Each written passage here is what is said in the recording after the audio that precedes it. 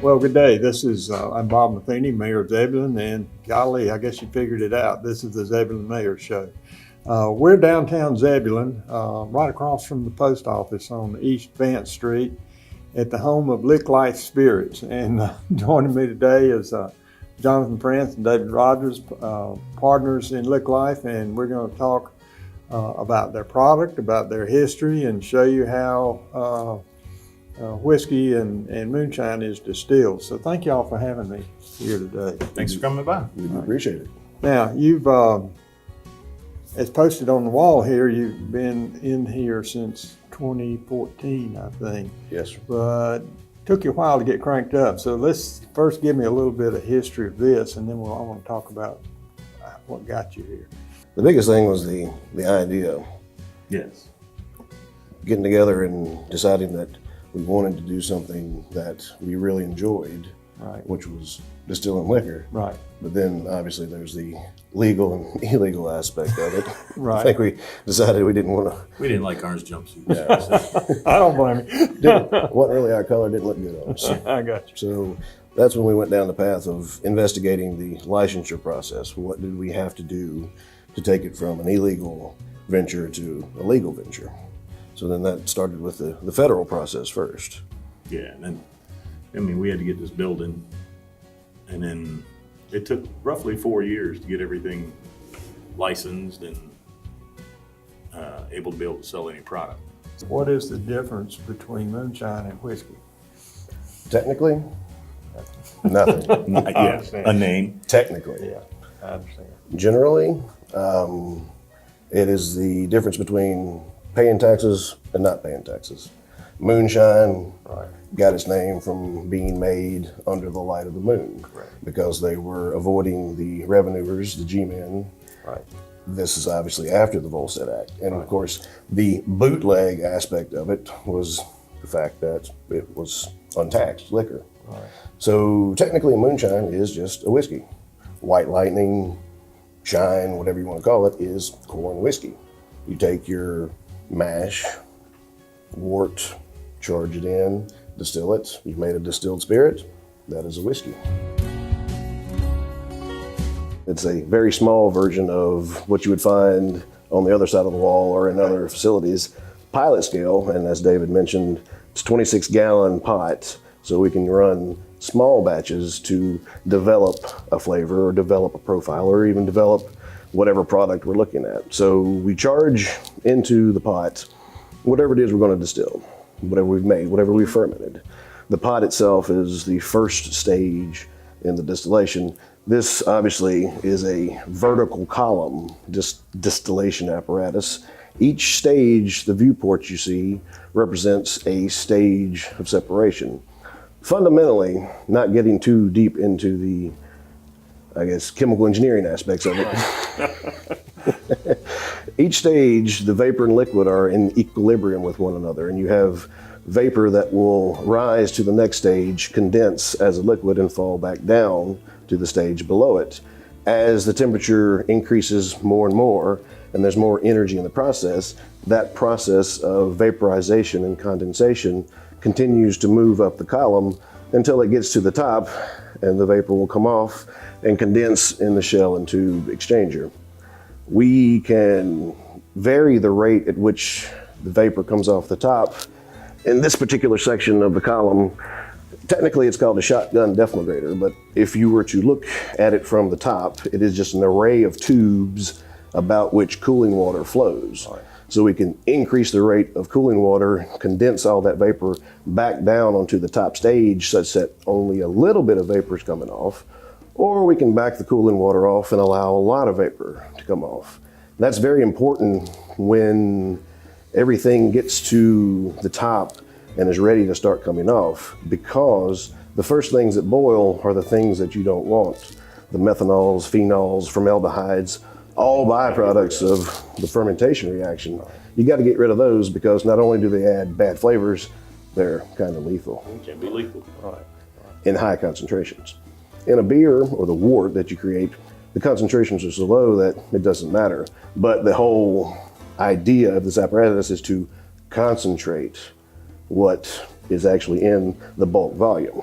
It relies on the fact that different chemicals, different liquids, different things have different boiling points. Therefore, obviously the boiling points, the lower temperatures you hit first, the energy goes into changing those from a liquid to a vapor before it goes into raising the overall temperature. Right.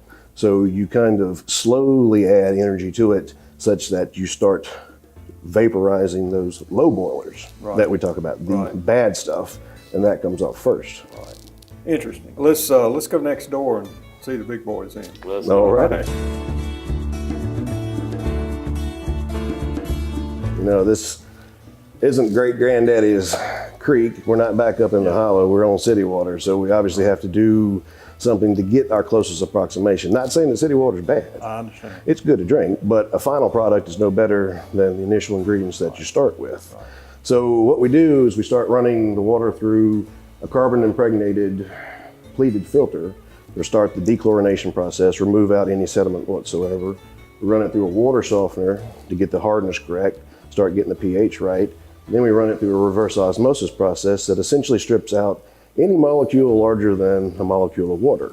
So we're left with pure water that is in charge to our pure water tank. Right. That's our closest approximation to mountain water, creek water, minus the trace minerals that you'd get from it running over the rocks. Right. So once we have the water, it can go to any part of the process that we need it to be, whether it be in the cooling loops, the heating loops, or the actual production of our mash, which is the next important spot. Right. So we'll charge the correct amount of water in one of our mash tuns, this larger one. We can also do a smaller scale back on the right, the small cylindrical tank as well in the front there. Once we get the correct amount of water, we'll also add the correct amount of organic material that we're going to ferment, be it corn, a corn-barley ratio. From that point, we'll heat it up, which then expedites the extraction of starches, simple sugars, and complex sugars. The important part is what we charge in there from an organic standpoint have the highest surface area possible. You could put whole kernel corn in there. You could ferment whole kernel corn, but it'd take a long time.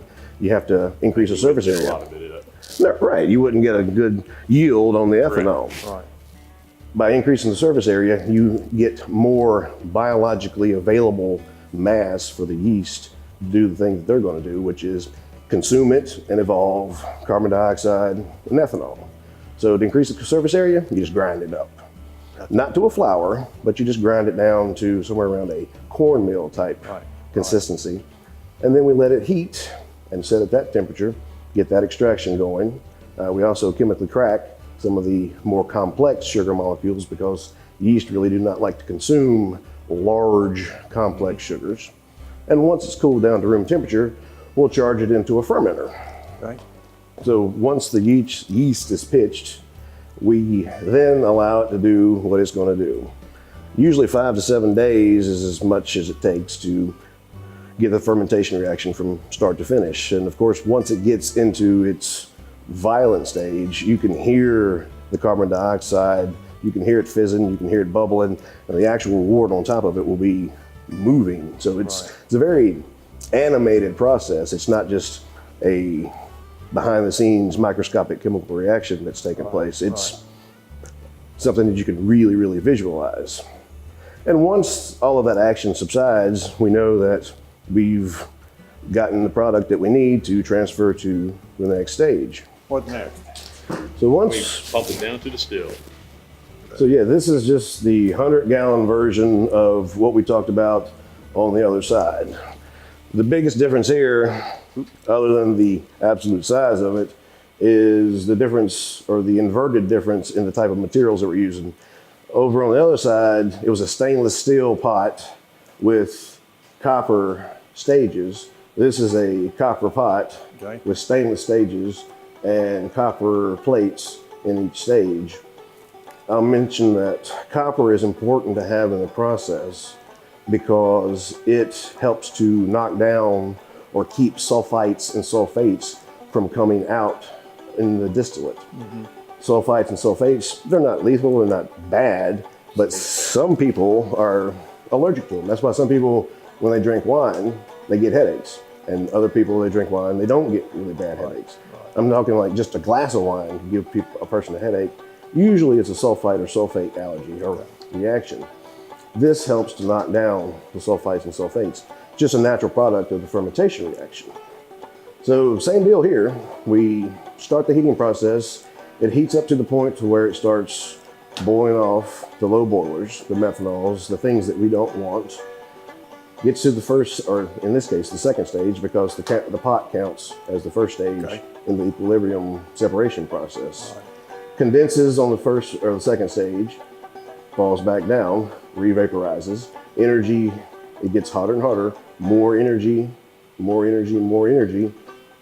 Continues the condensation vaporization process, the same as on the small scale, it's just a much larger scale. So obviously we have to have a lot more heat, larger heaters to get this done. And the process is a little bit slower because this is a much larger volume.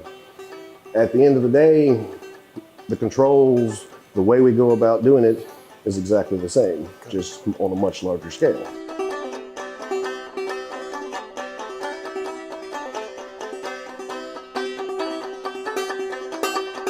You currently have 4 different selections, so Yes. let's start with this one. This is our apple pie. It's a 40 proof. It's a blend of things, but it's a good little sip and drink over holidays and stuff. Right. We just recently made that. Right. Okay, and the rest are 80, I think? The rest of them are 80 proof. Uh-huh. Start with the corn down there. So we have a 95% corn, 5% barley. It's not aged. It's just made and cut down to 80 proof. Then we have our peach moonshine, which is not aged either. It's just flavored with a peach syrup and then cut down to 80 proof bottle. Right. Our peach pecan is put into oak barrels, used bourbon barrels, and aged for 120 days. And toasted pecans. So Other plans that you have, you mentioned brewery. we plan to open a tap room in this same location later this year. Whenever anybody comes in, our tastings are free, so they can taste all 4 products. Then we'll give them a tour, and we can sell 5 bottles per person per year out of this store. Everything else has to be purchased out of the ABC stores. And that was the next point I wanted to make. I've seen them in the ABC stores. And We're in 12 counties now here. Uh-huh. We're getting ready to get into West Virginia and possibly Virginia as well. So. Okay, well, gentlemen, I really appreciate your time this morning, and I've enjoyed it. And folks out there, I hope you enjoy it and find this information useful.